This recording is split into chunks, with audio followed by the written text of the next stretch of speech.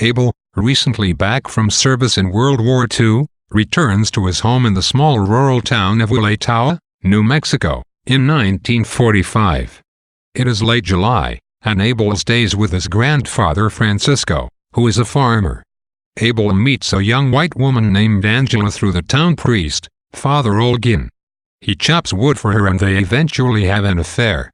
Abel's return to his home brings up many different memories for him, about his brother, mother, and his membership in the Eagle Watchers Society. Father Olgin is also highly cognizant of memory, obsessed with one of his predecessors at the mission. Father Olgin also eventually develops another interest, Angela. He stops in her house the same day that Abel chopped wood for her, and invites her to the town's Feast of Santiago.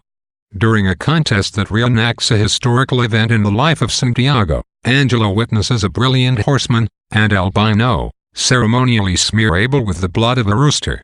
In the beginning of August there is a festival and a large storm. A bull runs through the streets, chased by the townspeople, and Francisco engages in a ceremony with many of the other elders. That night, after drinking at the bar, Abel seemingly inexplicably kills the albino man with a knife. 7 years later, Abel is released from prison and placed under the care of an Indian relocation program in Los Angeles. He begins to work at a factory where he meets Ben Benelli, who offers to share his apartment with Abel. Many of these details unfold out of chronological order, only pieced together in the last several chapters. Much of the section, The Priest of the Sun, the first portion of the novel set in Los Angeles, is written from the point of view of Abel. The present moment of the chapter is a night when Abel has just been beaten up by unknown assailants and left almost dead on the beach. One of the poignant threads to Abel's past resurfaces in this section, his memory of Millie, a social worker, who would come around to the apartment and spend time with Abel and Ben. Eventually, Abel gets to know Millie socially and they become lovers. In contrast with Abel's daily existence are the sermons that the Priest of the Sun, John Big Bluff Tosama, delivers in this same section of the novel, the last weekend of January 1952. The sermons contain several stories of the Kiowa people, such as how the Kiowa came to be and how the Big Dipper was formed in the sky. Tosama also delivers a sermon that gives the history of the last days of the Kiowa as a Sundance culture, titled The Way to Rainy Mountain. At the end of the sermon, Tosama tells of his own experience visiting the grave of his grandmother at the base of Rainy Mountain. The next section of the novel, set in February of that same year, is told from the point of view of Ben Benelli on the day that Abel leaves for Waiatawa. At the hospital and during a ceremony with the Priest of the Sun, both Ben and Abel make a pact to meet someday to sing the ceremonial song, Housemaid of Dawn. Ben recounts the events leading up to Abel's disappearance, working at the factory, drinking, more drinking, an altercation at Tosama's, the visits of Millie, and a trip to the beach one afternoon.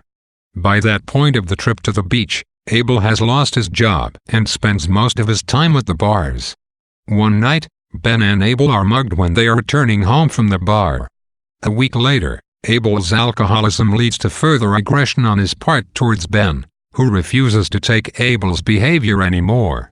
The two men have a fight and Abel leaves, not returning until 3 days later, when he shows up at the apartment badly beaten and seemingly near death.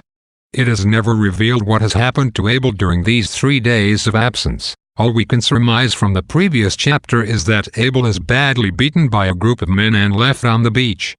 Not long after his beating, Abel returns to Waiatawa, where he finds his grandfather, Francisco, on the verge of dying. Francisco remembers the first time he felt he became a man, when he returned from his first bear hunt. He also remembers taking Abel to the place where the Race of the Dead took place each year, at the old wagon road near town. That night, Francisco passes away and Abel prepares him and leaves him with Father Olgin before dawn. Abel then quickly goes to the old wagon road until he approaches the field where the Race of the Dead used to take place.